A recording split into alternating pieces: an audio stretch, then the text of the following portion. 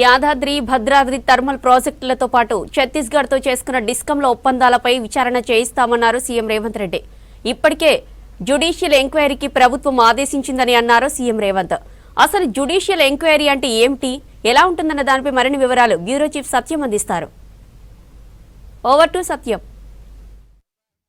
అసెంబ్లీలో వాడి వేడి చర్చ జరిగింది. గత బీఆర్ఎస్ ప్రభుత్వంలో జరిగిన కరెంటు కొనుగోలులో ఎక్కడెక్కడ ఒప్పందాల్లో అవినీతి జరిగిందనే అంశాలపై ఈరోజు కరెంటు కొనుగోళ్లపై కరెంటు శాఖకు సంబంధించిన అప్పులు ఎంతవరకు చేసిన అంశంపై రాష్ట్ర ప్రభుత్వం సభలో శ్వేతపత్రం ప్రవేశపెట్టింది.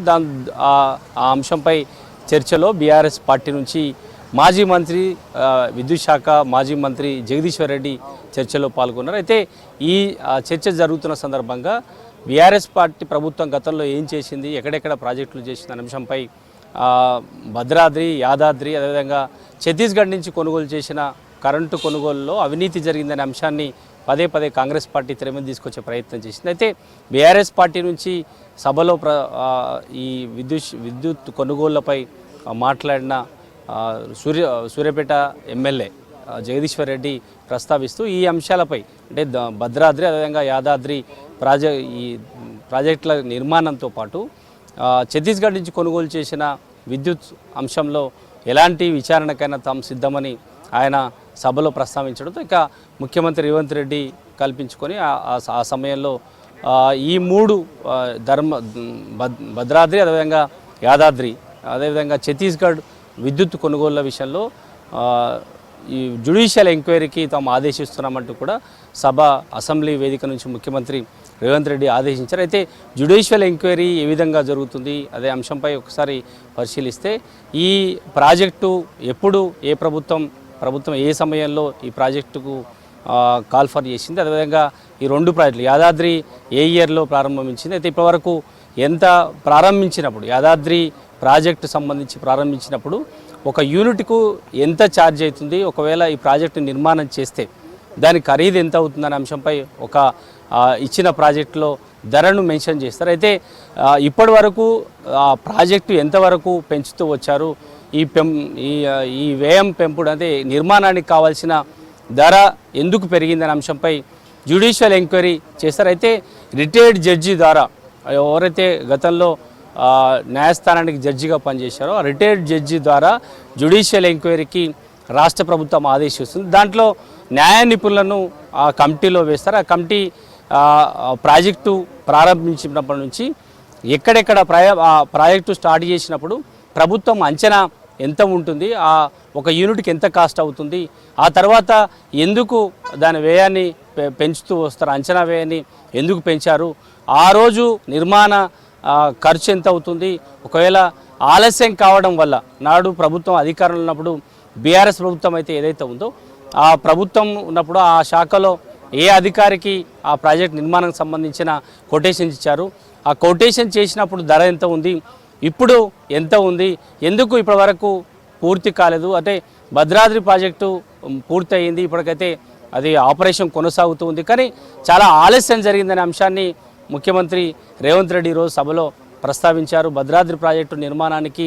ప్రారంభించినప్పుడు ఎంత కాస్ట్ ప్రభుత్వం అంచనా వ్యయం చూపించింది, నిర్మాణం పూర్తి అయ్యేసరికి ప్రాజెక్టు కాస్ట్ ఎంత అయింది, ఒక యూనిట్కు ఎంత కాస్ట్ అయింది అంశంపై ముఖ్యమంత్రి రేవంత్ రెడ్డి ఈరోజు సభలో ప్రస్తావించారు. ఇక యాదాద్రి విషయానికి వస్తే ఆయన సొంత జిల్లా మాజీ మంత్రి జగదీశ్వర్ రెడ్డి సొంత జిల్లాలో యాదాద్రి ప్రాజెక్టు నిర్మాణం జరుగుతుంది, ఇప్పటి వరకు కూడా పూర్తి కాలేదు, 2025 వరకు పూర్తయ్యే అవకాశం ఉందని మాత్రం ఇప్పుడు ఈరోజు ఇచ్చిన శ్వేతపత్రంలో గత ప్రభుత్వం చూపించింది.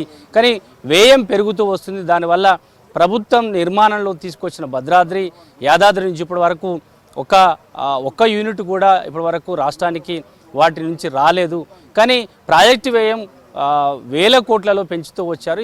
దీని వెనుక అవినీతి జరిగిందనే అంశాన్ని కాంగ్రెస్ ప్రభుత్వం ఈరోజు సభలో ప్రస్తావిస్తూ వచ్చింది. అందుకే అక్కడ తాము చేసిన గత ప్రభుత్వంలో తాము తీసుకొచ్చిన ప్రాజెక్టులో ఎక్కడ అవినీతి జరగలేదు, తాము ఎలాంటి ఎంక్వైరీకైనా తాము సిద్ధమని జగదీశ్వర్ రెడ్డి సభలో ప్రస్తావించడంతో ఇక ముఖ్యమంత్రి రేవంత్ రెడ్డి జ్యుడిషియల్ ఎంక్వైరీకి ఆదేశించారు. ఇక ఛత్తీస్గఢ్ నుంచి కరెంటు కొనుగోళ్ల విషయంలో కేవలం అంటే దేశవ్యాప్తంగా ఉన్న అన్ని రాష్ట్రాల్లో కూడా కేంద్ర ప్రభుత్వం ఒక యూనిట్ ఖర్చుకి రేటు ఫిక్స్ చేస్తే తర్వాత ఈరోజు తెలంగాణ రాష్ట్రం ఏర్పడిన తర్వాత ఛత్తీస్గఢ్ నుంచి కొనుగోలు చేసిన కరెంటు ఛార్జు ఎక్కువగా ఉంది. అంటే ఓపెన్ మార్కెట్ కంటే కూడా తెలంగాణ ప్రభుత్వం ఎక్కువగా చెల్లించి కరెంటు కొనుగోలు చేసింది. దానివల్ల ఛత్తీస్గఢ్ ప్రభుత్వానికి అత్యధిక ధర చెల్లించి యూనిట్కి అత్యధిక ధర చెల్లించి తెలంగాణ ప్రభుత్వం కొనుగోలు చేసింది. దాంట్లో అవినీతి జరిగిందనే అంశాన్ని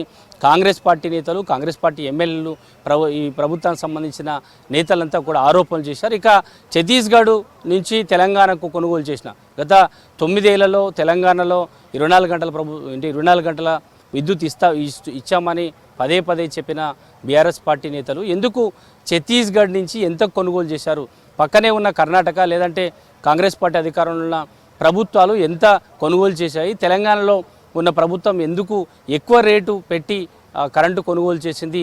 కేవలం రాష్ట్రం ఇంట్రెస్ట్లో ఈ విద్యుత్ కొనుగోలు చేశారా, లేక ఈ ప్రభుత్వంలో ఉన్న కీలక నేతల అవసరాల కోసమే ఎక్కువ ఛార్జ్ చేసి ఒక యూనిట్కి ఎక్కువ ఛార్జ్ చేసి ఛత్తీస్గఢ్ నుంచి కొనుగోలు చేశారనే అంశంపై కాంగ్రెస్ అనుమానం వ్యక్తం చేసి అందుకే జ్యుడిషియల్ ఎంక్వైరీకి రాష్ట్ర ప్రభుత్వం ఆదేశించి దానిలో ఛత్తీస్గఢ్ ప్రభుత్వం నుంచి కొనుగోలు చేసిన పూర్తి లెక్కలను కూడా ఈ జ్యుడిషియల్ ఎంక్వైరీలో బయటకు తీసి నాడు దేశవ్యాప్తంగా అన్ని రాష్ట్రాలు ఏ రేటు కొనుగోలు చేశాయి, తెలంగాణ ప్రభుత్వం ఇప్పటి వరకు కొనుగోలు చేసింది, ఎంత యూనిట్కి కాస్ట్ చేసిన అంశాలపై ఎంక్వైరీ చేస్తే న్యాయపరమైన లేదా రిటైర్డ్ న్యాయమూర్తుల ద్వారా ఈ కమిటీ వేస్తే జ్యుడిషియల్ ఎంక్వైరీ జరుగుతాయి. దాని ద్వారా ఇక్కడ జరిగిన అవినీతి సంబంధించి కూడా మొత్తం పూర్తిగా బయటపడుతుంది. జ్యుడిషియల్ ఎంక్వైరీ జరిగితేనే న్యాయం జరుగుతుంది, ఎక్కడ అధికారుల ఇన్వాల్వ్మెంట్ ఉండదు. ఇది జ్యుడిషియల్ ఎంక్వైరీ చేయడం ద్వారా అంటే ఎక్కడ పారదర్శకంగా ఎంక్వైరీ జరుగుతుంది. అందుకే జ్యుడిషియల్ ఎంక్వైరీకి రాష్ట్ర ప్రభుత్వం ఆదేశించి చెప్పొచ్చు. ఇది గతంలో ఎప్పుడైతే ప్రాజెక్టు ప్రారంభమైన నుంచి ఇప్పటి వరకు జరిగిన అవకతవకలకు సంబంధించి కానీ, అంచనాలు పెంపు గురించి కానీ, యూనిట్ కాస్టు గురించి కానీ, ప్రారంభమైనప్పుడు ఎంత కాస్టు అంచనా వేశారు, తర్వాత పూర్తి అయ్యేసరికి ఎంత కాస్ట్ ఒక యూనిట్కి పడిందనే అంశంపై కూడా పూర్తిగా జ్యుడిషియల్ ఎంక్వైరీ జరిగితే ఎలాంటి ఇతర రాజకీయ అంశాలు, రాజకీయ ప్రభావం లేకుండా ఎంక్వైరీ జరుగుతుంది. కాబట్టి అందుకే జ్యుడిషియల్ ఎంక్వైరీకి రాష్ట్ర ప్రభుత్వం ఆదేశాలు జారీ చేసిన చెప్పొచ్చు. Thank you Satyam.